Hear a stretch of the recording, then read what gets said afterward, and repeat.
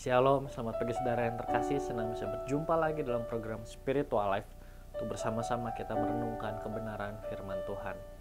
Ayat perenungan kita pada pagi hari yang terambil dari Kisah Para Rasul 10 ayat 1 sampai 18. Kisah Para Rasul 10 ayat 1 sampai 18, saya akan bacakan ayat ini bagi Bapak Ibu saudara semua. Di Kaisarea ada seorang yang bernama Cornelius, seorang perwira pasukan yang disebut pasukan Italia.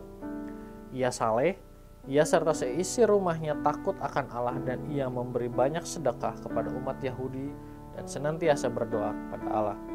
Dalam satu penglihatan kira-kira jam 3 petang, jelas tampak kepadanya seorang malaikat Allah masuk ke rumahnya dan berkata kepadanya, "Cornelius."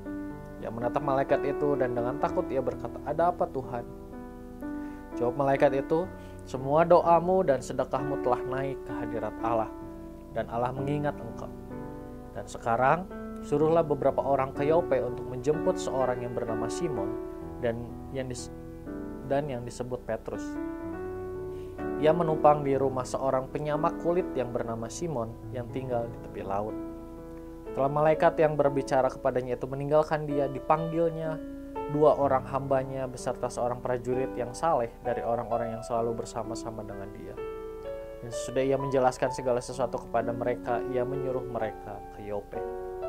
Keesokan harinya, ketika ketiga orang itu berada dalam perjalanan dan sudah dekat kota Yope, kira-kira pukul 12:30 hari, naiklah Petrus ke atas rumah untuk berdoa. Ia merasa lapar dan ingin makan, tetapi sementara makanan disediakan, tiba-tiba rohnya diliputi kuasa ilahi. Tampak olehnya langit terbuka dan turunlah suatu benda berbentuk kain lebar yang bergantung pada keempat sudutnya yang diturunkan ke tanah. Di dalamnya terdapat berbagai jenis binatang berkaki 4, binatang menjalar, dan burung. Kedengaranlah olehnya suara yang berkata, "Bangunlah, hai Petrus, sembelihlah dan makanlah." Tapi Petrus menjawab, "Tidak Tuhan, tidak. Sebab aku belum pernah makan sesuatu yang haram dan yang tidak tahir."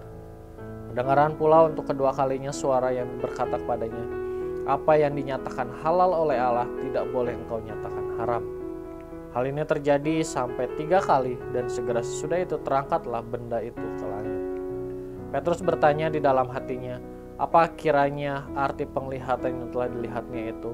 Sementara itu telah sampai di muka pintu orang-orang yang disuruh oleh Cornelius dan yang berusaha mengetahui di mana rumah Simon.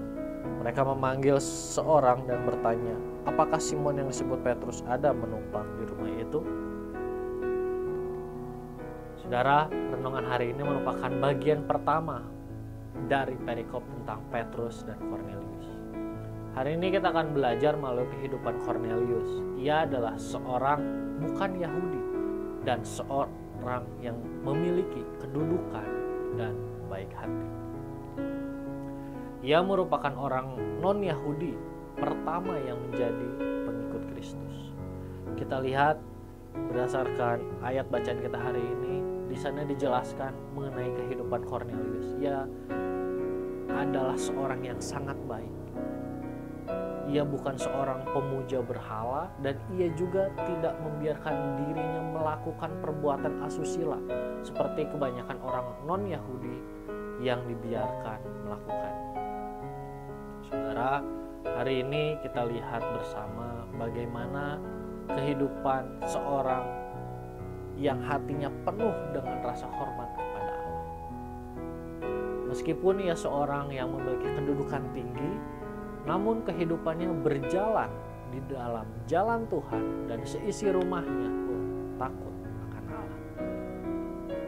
Ia seorang yang saleh, bahkan ia dikenal sebagai orang yang sangat murah hati. Ia memberi banyak sedekah kepada orang-orang. Walaupun ia bukan orang Yahudi, namun ia bersedia untuk menolong siapapun yang memang layak menerima derma darinya tanpa menanyakan agama apa yang dipeluk orang itu.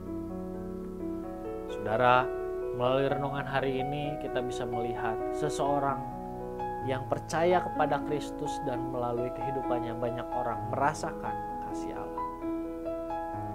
Begitupun seharusnya kehidupan setiap kita sebagai orang-orang percaya.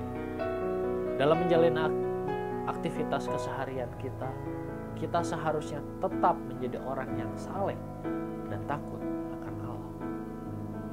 Baik dalam bisnis kita, baik dalam pekerjaan kita, maupun di dalam sekolah kita. Kita harus menjadi pribadi yang tetap memegang kebenaran dalam segala hal yang kita lakukan. Mungkin saat berbisnis, marilah menjadi seorang pembisnis yang tetap mengandalkan Tuhan, mencerminkan nilai-nilai kebenaran dan memperlakukan bawahan dengan baik. Mungkin saat bekerja, marilah menjadi seorang pekerja yang bertanggung jawab dan mengerjakan dengan baik tugas yang diberikan kepada kita. Mungkin pada saat sekolah, marilah menjadi seorang pelajar yang jujur, seorang pelajar yang tekun dalam mengerjakan tugas. Marilah setiap kita menjadi pribadi yang saleh dan takut akan Allah dalam seluruh aktivitas kehidupan kita. Saudara, marilah kita mengambil waktu sejenak untuk merenungkan kebenaran firman Tuhan yang baru saja kita dengar. Saudara, sudahkah dalam menjalani aktivitas selalu menjadi pribadi yang saleh dan takut akan Allah?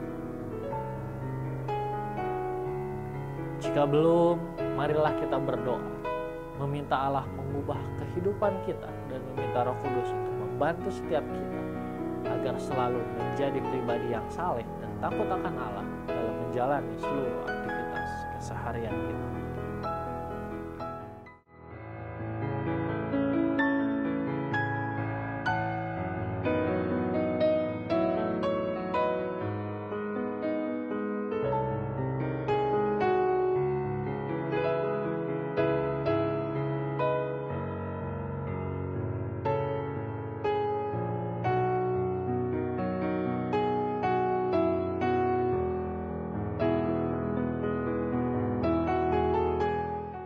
Mari kita akan tutup renungan hari ini di dalam doa. Mari kita berdoa. Tuhan, terima kasih buat kebenaran firman Tuhan yang kembali kami renungkan pada pagi hari ini. Firman Tuhan pagi hari ini kembali mengajarkan pada setiap kami untuk kami menjadi pribadi yang saleh dan takut akan Engkau di dalam menjalani seluruh aktivitas kami, Tuhan. Tuhan, ampuni kami kalau selama ini kami belum melakukan kesalehan dan takut akan Tuhan di dalam seluruh aktivitas kami yang kami jalani, Tuhan. Dan minta biarlah Roh Kudus menolong kami sehingga mulai saat ini setiap kami menjadi pribadi yang selalu melakukan kesalehan dan menjadi pribadi yang takut akan Tuhan di dalam seluruh aspek kehidupan kami, Tuhan. Terima kasih Tuhan Yesus, kami juga berdoa menyerahkan seluruh aktivitas kami hari ini hanya ke dalam tangan-Mu. Dalam nama-Mu kami sudah berdoa dan mengucap syukur. Haleluya. Amin. Selamat pagi, selamat beraktivitas. Tuhan Yesus memberkati.